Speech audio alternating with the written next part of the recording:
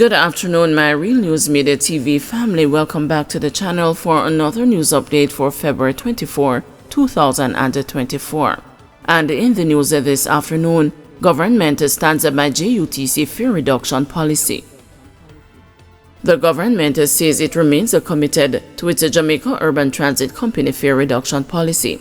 Finance Minister Dr. Nigel Clark says the government is pleased that tens of thousands of Jamaicans who rely on the JUTC are benefiting from the reduction, the first phase of which took effect on January 1. His comment comes despite an admission by the Bank of Jamaica that the two-part lowering of fares on the state-run bus company would not have the desired effect on tempering inflation. The BOJ's statement was followed by sharp criticism from the parliamentary opposition, with Shadow Finance Minister Julian Robinson calling the reduction a bad policy decision, adding that there were other options that could have been explored to cushion the effects of inflation. But speaking Friday afternoon, Dr. Clark said the government stands by its decision. The Cabinet deliberated, and upon the conclusion of consultations with the Minister of Transport, it was agreed that a reprieve for the commuters on the JUTC would be necessary and productive. There are 100 buses that are scheduled to arrive in the middle of this year, and we believe that the fare reduction in the meantime and going beyond that time frame offers some level of relief to members of the traveling public, and we are very happy that we have had the opportunity to implement what is a historic development. In response, Shadow Finance Minister Julian Robinson has maintained that despite the BOJ taking responsibility, the implementation of policy is the duty of Cabinet and the Executive. He added that when advice on policy is received, this must be carefully scrutinized by the Cabinet. I've seen this release from the BOJ, but ultimately the minister has to take responsibility for the implementation of the policy, which was a bad policy. Without even having all the data, it must have been apparent that JUTC, which only supplies a very small percentage of the traveling public, only in the Kingston metropolitan area, could not have such a significant impact on inflation. But there are other options that are available to the minister. For example, the hedge tax is something that is available to the minister that he could look at if he wants to cushion the crisis and other things. Farmer shot and injured in Bog Walk. The St. Catherine North Police are probing the drive-by gun attack on a farmer in Bog Walk in the parish on Thursday night.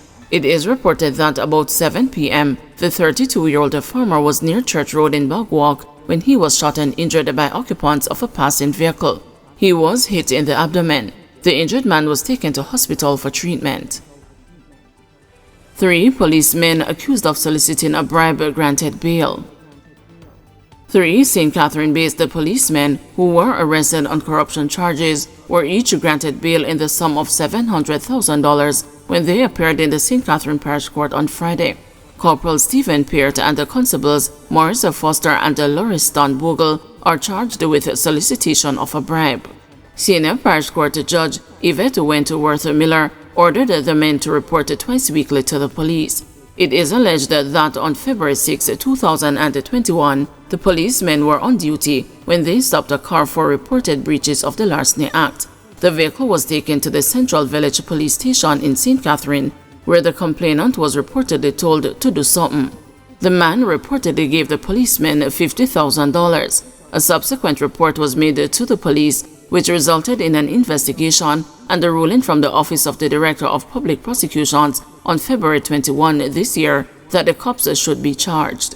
A 4th policeman who was reportedly involved in the incident is overseas after he resigned from the Jamaica Constabulary Force. He is still being sought. The matter is set to again be mentioned on April 26. Woman fined $100,000 for false passport declaration. A St. James woman who admitted to having applied for a British passport using a fictitious name in 2003 was hit with a $100,000 fine or 30 days imprisonment when she appeared in the St. James Parish Court on Wednesday. Camelia Duncan, 42, got the fine from presiding Judge Sasha Marie Smith Ashley after pleading guilty to making a false declaration. The court was told that on February 4, 2024, the authorities received the information that Duncan was the subject of a dual identity probe and summoned her for an interview at the Passport, Immigration and Citizenship Agency. According to the information that was received, a passport in the name Jolene Lakeisha Green was issued to Duncan on June 26, 2003, though it had not been used. When questioned, Duncan revealed that she had traveled to the United Kingdom in 2001 and was later removed from that country after overstaying past the 2 weeks she had been allotted. She was subsequently assisted in getting another passport under a different name, but claimed that she had not received the document.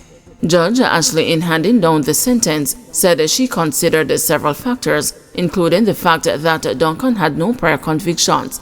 I take into account that you pleaded guilty at the earliest possibility. You were cooperative, and there is no record of travel on that passport. I take into account your age and your previous clean record, said Ashley. Barber slapped with assault charges following altercation in Westmoreland. A 44-year-old barber has been charged with unlawful wounding and assault occasioning actual bodily harm following a physical altercation with another man in Darlington, Westmoreland on Wednesday, February 21. Charged is Paul Dixon of Beaufort District, Darlington. Reports are that Dixon saw a man with whom he allegedly had an ongoing dispute and attacked him.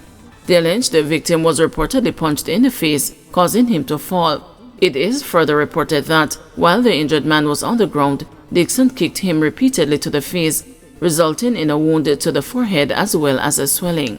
The incident was reported to the police, and Dixon was later arrested and charged. His court date is being finalized.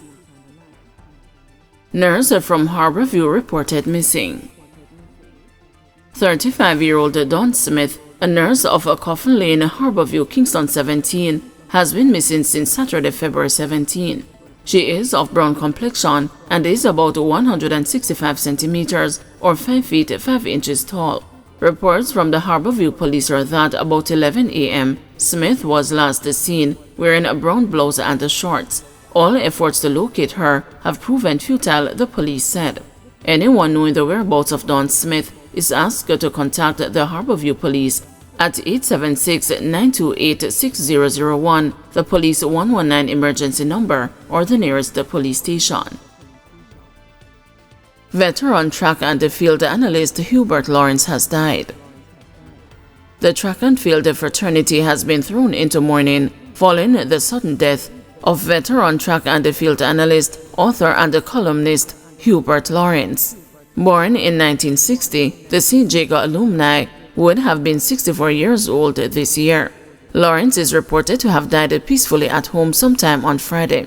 The veteran scribe, who is considered the encyclopedia of Jamaican track and field, has been a staple in TVJ's track and field coverage of the Olympics, World Championships, and other regional and local meets. He is also a columnist with The Gleaner. Prior to Friday night's shocking news, Lawrence was due to be a member of TVJ's coverage during Saturday's staging of the Gibson McCook relays. Lawrence, who got bitten by the track and field bug and started providing commentary 33 years ago in 1991, has written and co-authored books to include Champs 100 in 2010, The Power and the Glory, Jamaica in World Athletics from World War II to the Diamond League era in 2012, as well as 50 Days of Fire in 2022.